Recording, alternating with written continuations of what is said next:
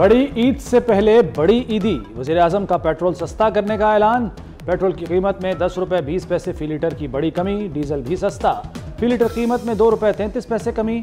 लोग सस्ता पेट्रोल मिलने पर खुश। वज़ीर-ए-आज़म ने सनतों के लिए बिजली की कीमत में 10 रुपये 69 पैसे फी यूनिट कमी कर दी। सनत और बरामदात के शोबे में बिजली की कीमत 34 रुपये 99 पैसे मुकर्रर। नेपरा ने सनतों के लिए बिजली कीमतों में कमी की तजवीज़ दी थी। ताजिर बरादरी और सनतकारों का देरीना मुतालबा पूरा हो गया।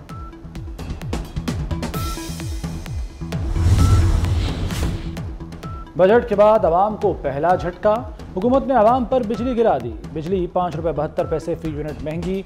औसत बुनियादी टैरिफ 29 रुपये 78 पैसे से बढ़कर 35 रुपये 50 पैसे फी यूनिट हो जाएगा। टैरिफ में इजाफे की मंजूरी माली साल 2024-25 के लिए दी गई है। नेपरा ने टैरिफ में इजाफे का फैसला वफाकी हुकूमत को भिजवा दिया।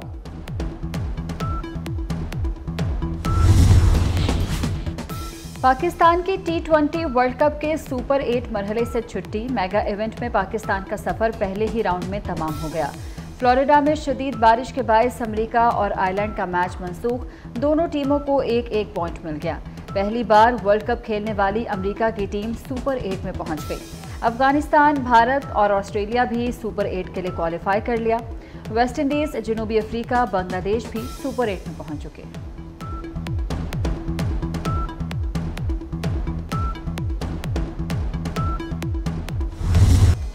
नाराजगियां खत्म करने का मिशन। वज़ीर दाखिला मोहसिन नकवी सरगर्म। मोहसिन नकवी की 24 घंटे में 3 अहम मुलाकातें। जल्द बड़े ब्रेक थ्रू का इम्कान। वज़ीर-ए-आज़म बिलावल भुट्टो और मौलाना फजलुर रहमान से मोहसिन नकवी के राब्ते। सदर आसिफ अली जरदारी से ऐवान सदर में मुलाकात। बजट के बाद की सूरत हाल पर तबादला ख्याल। सदर आसिफ जरदारी ने कहा कि पाकिस्तान को आगे ले जाने के लिए सबको किरदार अदा करना होगा।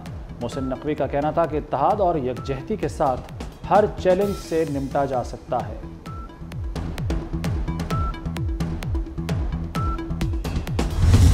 मिनिमम सैलरी हम रखना चाह रहे हैं वो 37,000 रुपये हो। तो हमने क्या किया है कि ग्रेड 1 to 6 की 30% तनख्वाह बढ़ाई है। ग्रेड 7 से 16 की तनख्वाह हम 25% बढ़ा रहे हैं। 17 से ऊपर उनकी हम 22% उतनी तनख्वाह बढ़ा रहे हैं। हम पेंशन्स हैं उसमें 15% का इजाफा पेंशन्स में भी कर रहे हैं। तनख्वाहें बढ़ाने में सिंध बाजी ले गया। ग्रेड 1 से 6 तक मुलाजमीन की तनख्वाहों में 30% इजाफा। ग्रेड 7 से 16 तक तनख्वाहों में 25% इजाफा। ग्रेड 17 से 22 तक तनख्वाहों में 22% इजाफा।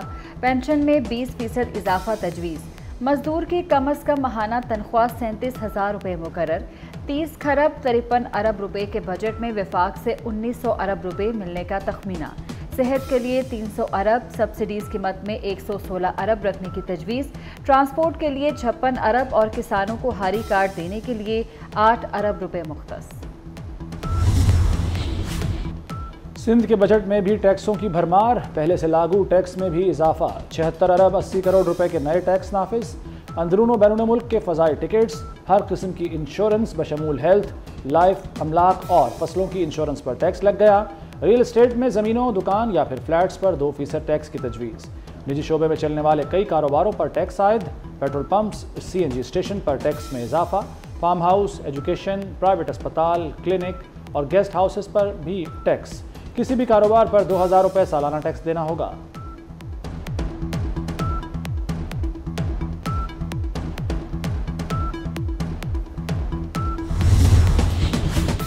सिंध हुकूमत ने गाड़ियों पर टैक्स फीस में इजाफा कर दिया। 3,000 सीसी से ऊपर वाली कारों पर 4.5 लाख टैक्स नाफिज करने की तजवीज़। 2,000 सीसी गाड़ियों पर 2,75,000 रुपये। 1,500 सीसी इंपोर्टेड गाड़ियों पर 1 लाख रुपये टैक्स की तजवीज़। मकामी तौर पर बनने वाली 2,000 सीसी की गाड़ियों पर 50,000 रुपये। 1,500 सीसी गाड़ियों पर 25,000 रुपये टैक्स लगाने की तजवीज़। रजिस्टर्ड गाड़ी फरोख्त या ट्रांसफ़र पर 1,000 रुपये टैक्स लगेगा।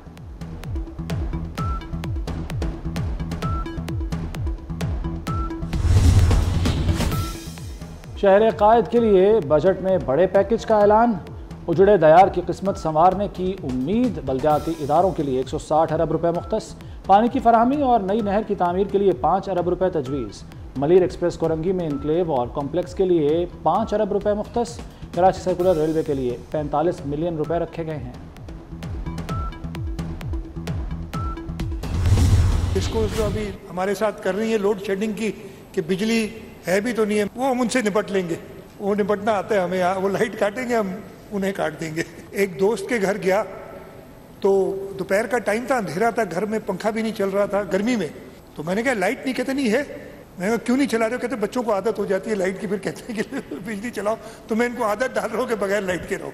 तकरीबन 26 लाख खानदान सिंध के ऐसे हैं जिनके पास जो नेशनल ग्रिड से कनेक्टेड ही नहीं है। कम से कम 25 अरब रुपए, और मेरा ख्याल है इससे ज़्यादा ही होगा, हम इन्वेस्ट करेंगे for people who do not have electricity here. Disco से निमटना आता है, वो बिजली काटेंगे, हम उन्हें काट देंगे। वज़ीर आला सिंध का हल्के फुल्के अंदाज में तकसीमकार कंपनीज को सख्त पैगाम। कहा डिस्कोज लोड शेडिंग करके सिंध से अच्छा सलूक नहीं कर रही। मेरा दोस्त पंखा इसलिए नहीं चलाता कि कहीं बच्चों को बिजली की आदत ना पड़ जाए। वज़ीर आला सिंध का 26 लाख घरों को मुफ्त सोलर पैनल देने के लिए 25 अरब रुपए मुख्तस करने का ऐलान।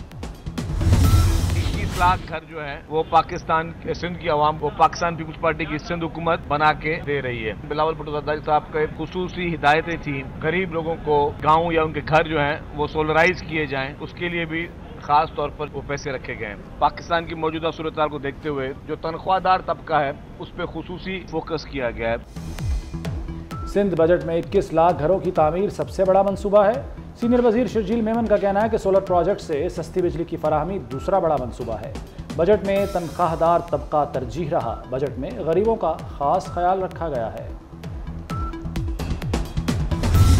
ये मसला इस मुल्क को बदकिस्मती है कि मौलवी तमीज़ुद्दीन के केस से शुरू हुआ, जिसमें मुख्तलिफ इदारे नाम लेना मुनासिब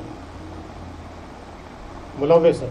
2-3 दिन पहले जब एक जज साहब का इस बारे में कंप्लेंट देखी तो उन्होंने वो तमाम वाक़यात जो उनके साथ पेश आए उनको बयान करने के बाद आखिर में लिखा, इनमें से किसी भी इक़दाम से खौफज़दा नहीं, इनकी किसी ब्लैकमेलिंग का शिकार नहीं होना, किसी किस्म की कुर्बानी देनी पड़े उससे ड्रॉप नहीं कर रहा। ये जो इस्टेब्लिशमेंट की इंटरफेरेंस है जुडिशरी की, ये बहुत जल्द इसका ख़त्म है। अदलिया इस्टेब्लिशमेंट की मुदाखलत से जान छुड़ाने की जिद्दोजहद कर रही है। यकीन है इदारों की मुदाखलत जल्द ख़त्म होगी। इस्टेब्लिशमेंट की मुदाखलत रोकने के लिए बहादुरी से मुकाबला करना होगा।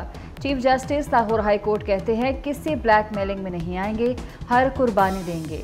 जस्टिस मलिक शहजाद अहमद कहते हैं कि 2 दिन पहले एक जज ने शिकायत की और पूरा वाक़या सुनाया। मुदाखलत करने वाले इदारों का नाम लेना कसूर नहीं।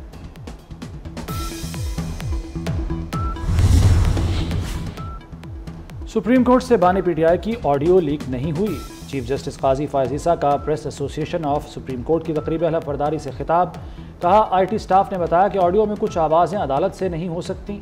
जस्टिस अतर मिनल्ला ने कहा कि ऑडियो लीक हुई तो इसमें बुराई क्या है, ये खुली समात में होने वाली गुफ्तगू थी।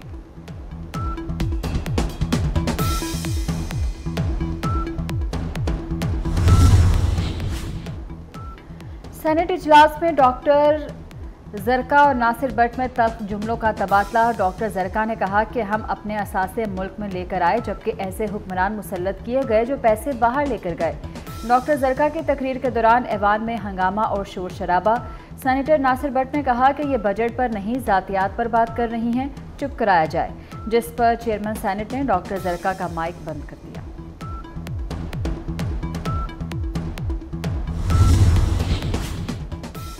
बिलावल भुट्टो से खैबर पख्तूनख्वा के साबिक वज़ीर आला महमूद खान की मुलाकात। महमूद खान ने मुल्की इस्तेहकाम के लिए पीपल्स पार्टी के किरदार को सराहा।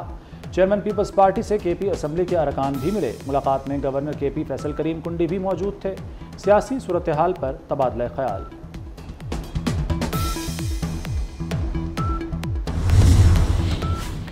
मौलाना फजलुर रहमान की CMH पेशावर आमद। JUI वाना के अमीर मौलाना मिर्जा जान की इयादत की।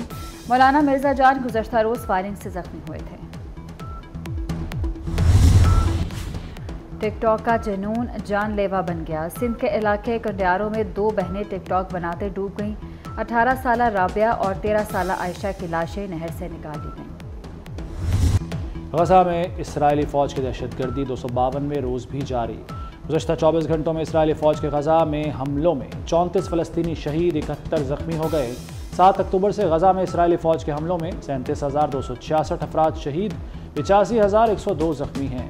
इसराइली फ़ौज ने अलबरेज कैंप, रफ़ा, खान यूनिस, जबालिया समेत मुतादिद मकामात पर बम बरसा दिए। सेहूनी फ़ौज ने रफ़ा पर हेलीकॉप्टर, लड़ाका तैयारों और ड्रोन से हमले किए।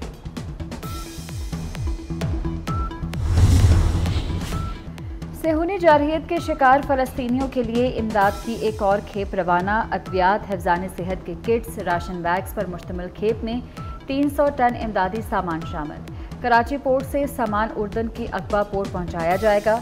NDMA और अल-खिदमत फाउंडेशन के नुमाइंदे तकरीब में मौजूद थे।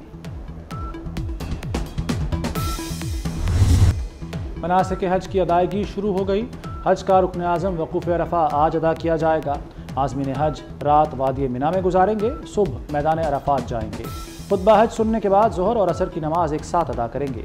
9 ज़िलहज को मगरिब के वक्त हुजाज कराम अरफ़ात से मुज़दलिफ़ा जाएंगे, जहां वो मगरिब और इशा की नमाज एक साथ अदा करेंगे।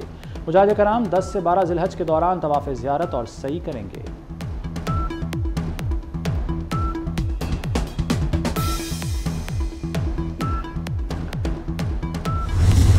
ईद पर बादल बरसेंगे, मौसम सुहाना होगा। खैबर पख्तूनख्वा, मरी, गलियात, गिलगित बल्तिस्तान और कश्मीर में जल थल एक होगा। लैंडस्लाइडिंग का भी खदशा। जनूबी पंजाब और सिंध में भी बादल बरसेंगे। बारिशों का सिलसिला 22 जून तक जारी रहेगा। NDMA का अलर्ट जारी। शुमाली इलाका जात के सफ़र से गुरेज की हिदायत।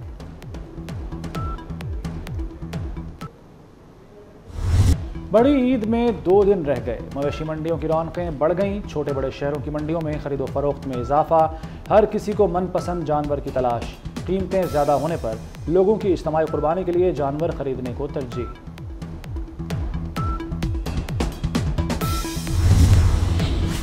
ईद अपनों में मनाने के लिए परदेसियों की आबाई घरों को रवानगी। शहर शहर लारी अड्डों पर मुसाफिरों का रश। ट्रांसपोर्टर्स ने मुसाफिरों को दोनों हाथों लूटना शुरू कर दिया। मुसाफिर ट्रांसपोर्टर्स को मुंह मांगे किराए देने पर मजबूर।